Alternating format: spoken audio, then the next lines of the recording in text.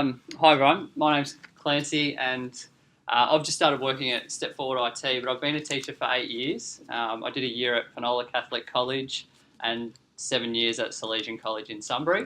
And I'm still looking after their instance of Schoolbox, and I'm going to talk about Salesian's journey with pastoral care over the last few years. And that involves Schoolbox and the learning management system that we had before that. So when I first started teaching, or when I first came to Salesian, I should say, the student diary was probably the centre of the universe when it came to connecting students and parents and the teacher. So as a classroom teacher, we would write notes in there, good, bad or indifferent, as to how the student was going, anything exceptional that needed to be communicated, or you might pick up the phone after class and have a conversation if you really needed to escalate things. And then as a homeroom teacher, every Friday, you would sort of say, okay, everyone, bring your diaries up to the front of the room. I'm going to check that your parents have signed the diary this week. I'm going to put my little teacher initial as well. And if you haven't done that, then you get a warning and a consequence the following week, and so on. And over time, that system, we sort of grew out of that when we brought in a learning management system, and it had the ability for you to add a student note. And it was just a slab of sort of open text, and you could type in whatever you like. So teachers just started adding notes whenever they felt the need. And it wasn't really rolled out strategically at the time. When I sort of reflect back on that, I was just sort of in my first few years, and teachers, it's just sort of evolved. A few started doing it, and then more and more, and then it started to gather some real momentum.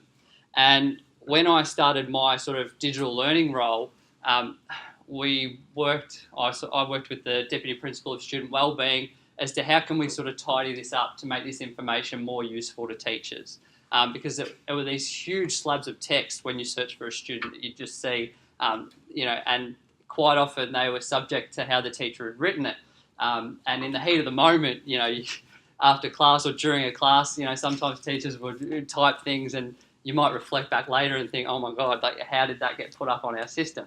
So at a glance, it wasn't overly useful unless you had a lot of time to read through everything. So we decided to go from a note system to more of a record system, where you would sort of create a record, choose from a list of drop-down categories, behaviour, uniform, lateness, organisation, things like that.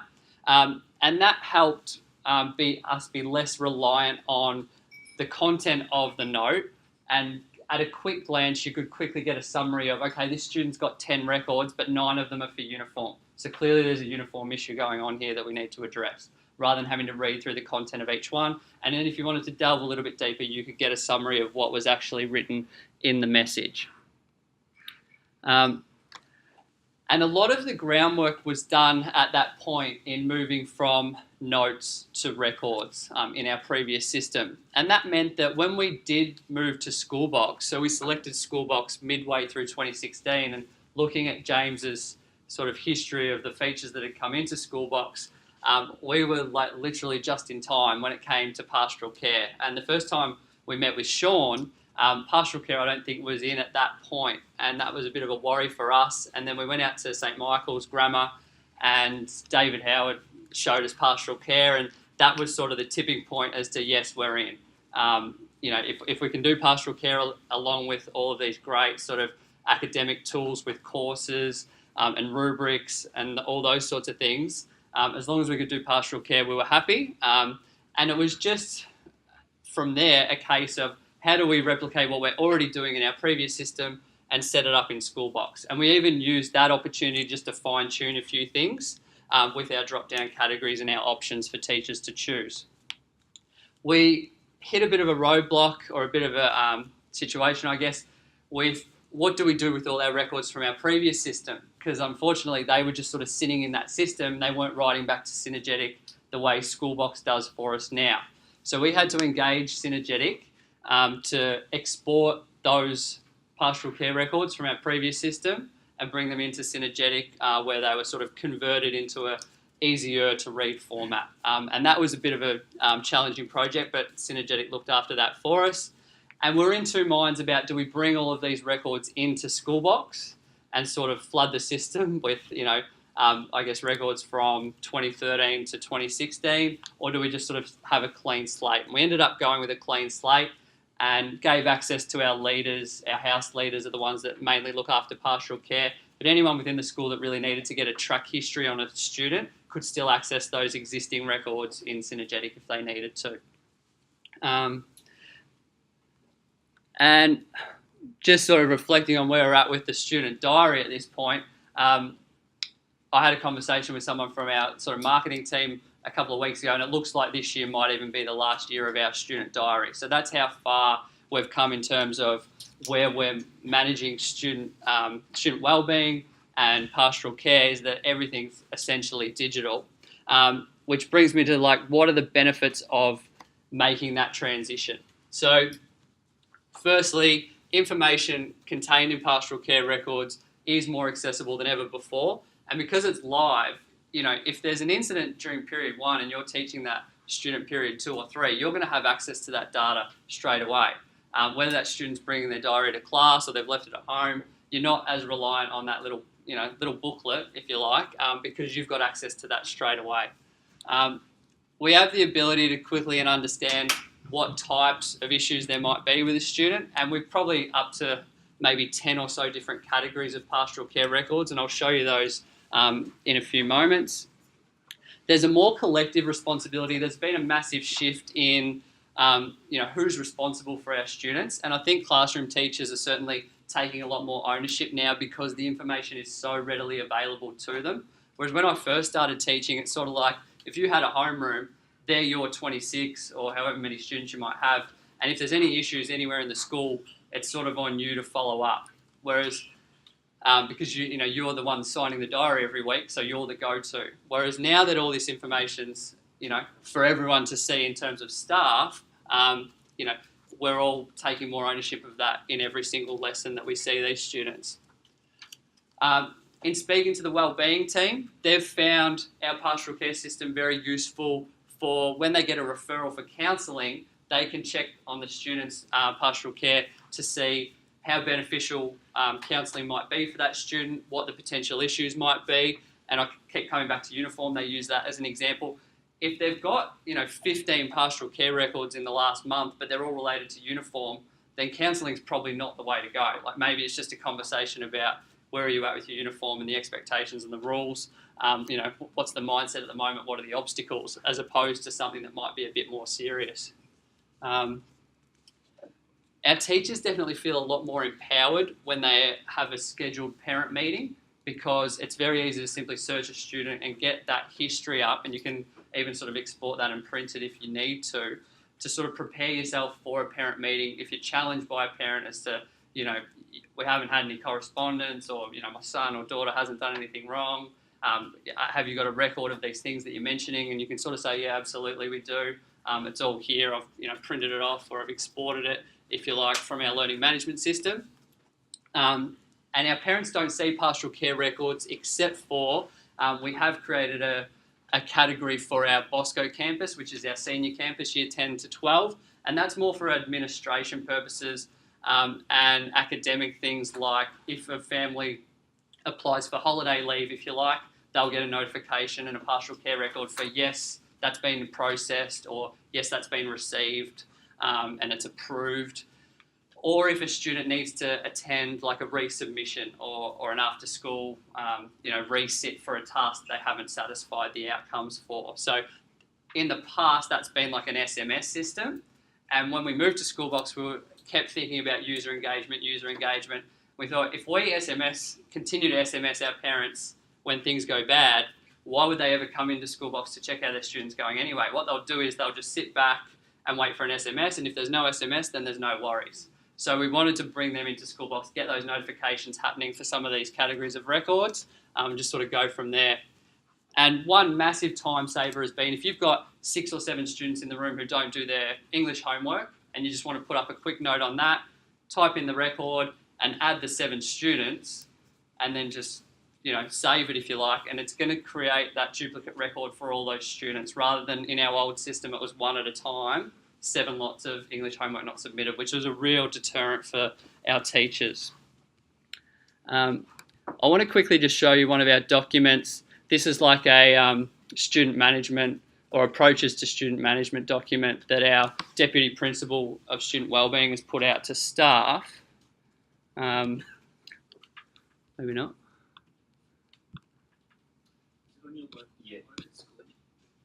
No, no, there it goes. And just what we've built into this is, and I won't take you through the whole thing because it's pretty comprehensive, but Elaine and I worked on these levels of, what should you do if, and here's some examples of a level 1 record on Schoolbox. So academic behaviour, lateness, organisation, uniform.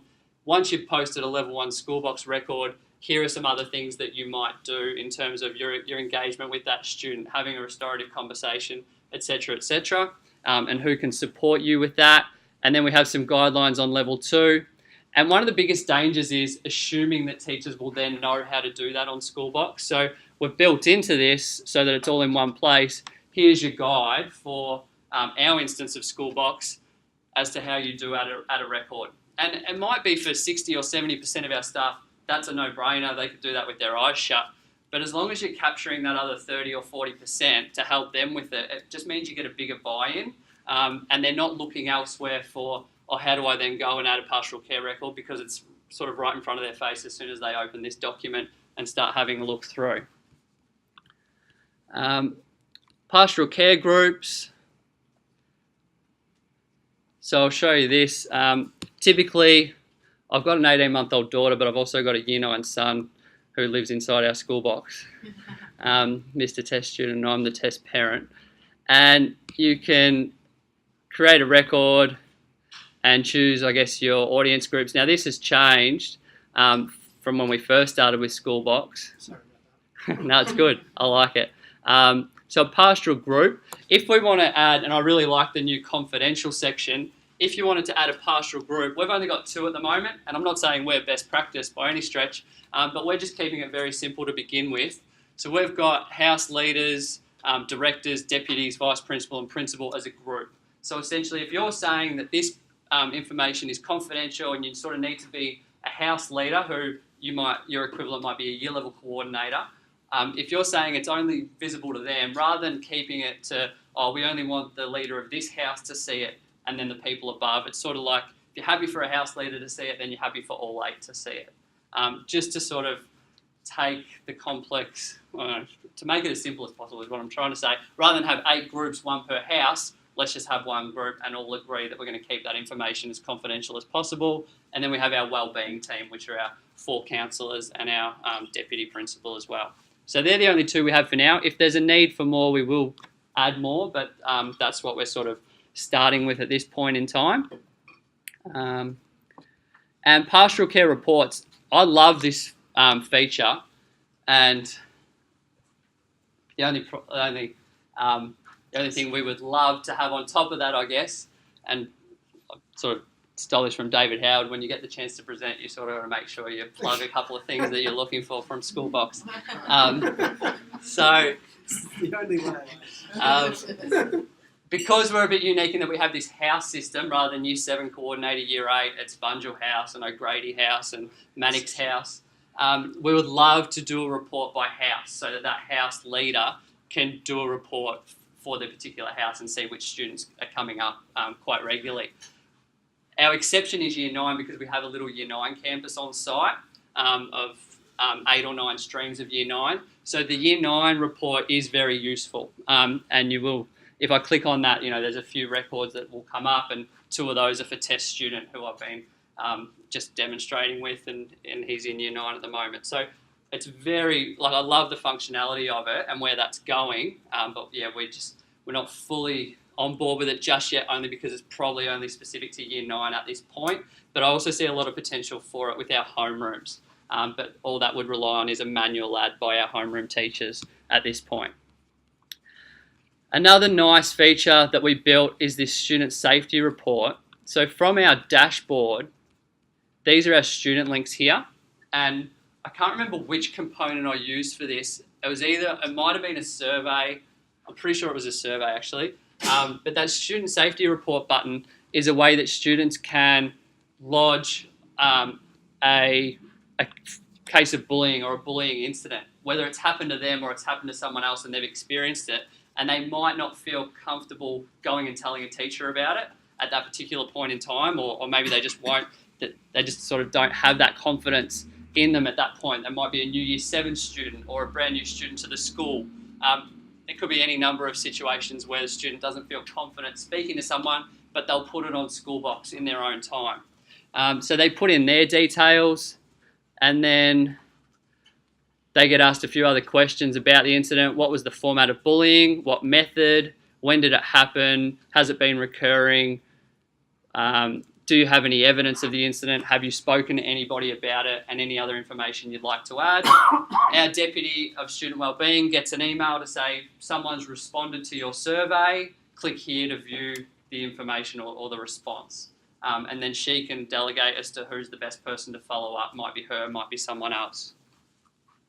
That's, just a bit of a nice way to sort of complement the pastoral care.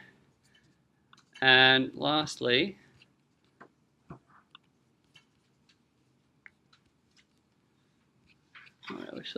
just some tips, just sort of like we found the best way when we're learning about Schoolbox is to hear what other schools have been through. So I'd just say clearly document your student management processes and integrate Schoolbox into that workflow.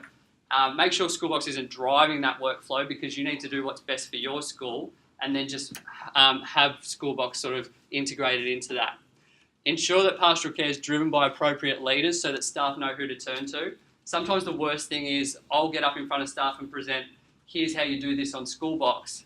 And the risk is that people think I'm the go-to for pastoral care, or I'm the go-to for how to build a rubric, or what you should put as your indicators in your rubric. Whereas that's more of a curriculum person who should be doing that, but I can absolutely help you with if you're not sure how to build it. So just making sure the right people are the experts in that subject matter. Stick to what's going to work for your school. Don't feel like you have to start using a feature right away just because it's there. The biggest freak out moment that we had when we started with Schoolbox is that there was this tick box when you create a pastoral care record. Would you like to make this visible to parents? Mm-hmm. And teachers freaked, because in our previous system that wasn't an option, and they felt really safe and secure knowing that anything they added wouldn't be seen by parents. And all of a sudden this tick box was there, and there was no obligation to tick it. We didn't tell them to tick it, but they just freaked about, can parents see this? So again, the permissions thing is much better now. I like that, but don't feel as though you have to use a feature because it's there. And people were running to me saying, are parents going to be able to see our pastoral care records? And I said, not that I know of, but again, that's going to be driven by our deputy as to whether she wants to go down that road or not, and I'll just follow in behind. Only create audience groups that are absolutely essential, and keep an eye out for updates to Schoolbox, because like you'll see, our processes need to be updated, our documents need to be updated to reflect, say, version 17.5, because selecting your audience group is slightly different from when we started with version 16 or 16.5. Okay, that's it from me. Do you want? Cool. Any questions? Yeah, got maybe just a few minutes. Yep. One question. Don't want to take too long. So, Yep. Oh, sorry. Sorry, mate. What was your rationale for not allowing parents access to the pastoral care? Like, is there? Yeah, good question. The biggest one at the moment is probably just confidence in, and I don't want to sort of talk down to the way the pastoral care notes are written, but just the risk as to what would happen if someone wrote one in a way that wasn't ideal for a parent to read. So I guess we have loosely discussed it, and Elaine's biggest thing that we might need is something like a template, or some really nice examples to follow as to how to structure it in a way to just minimise that parent backlash that could potentially, it's mostly from that perspective. Yeah.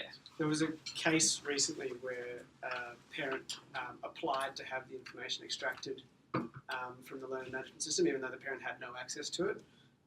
Have you thought about what would happen in a freedom of information, privacy information request case? Yeah, probably not. I think 99 times out of 100 it would be fine. I think our records are written quite well, to be honest.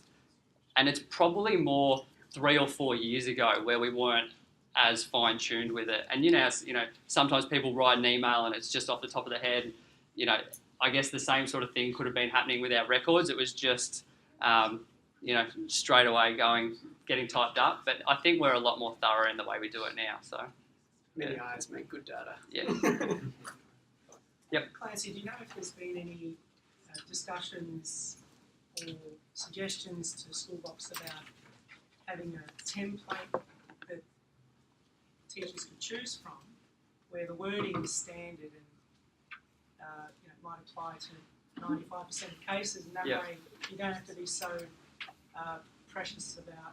If it is information the parents should know about, then by templating the wording, there's less opportunity for typographical errors and perhaps things said in the heat of the moment. Yeah, to be honest, I hadn't thought of that, but I like it. Yeah, it's a good idea. Victor's suggesting features from the back of the room now. I'm learning from Clancy now.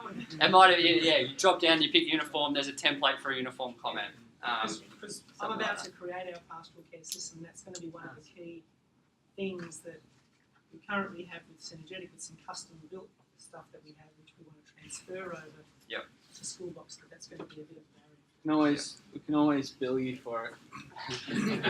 No, joking. But look, thanks so much, Clancy. And for anyone that didn't catch at the start, Clancy's actually now working as a consultant for Salesian through Step Fwd IT.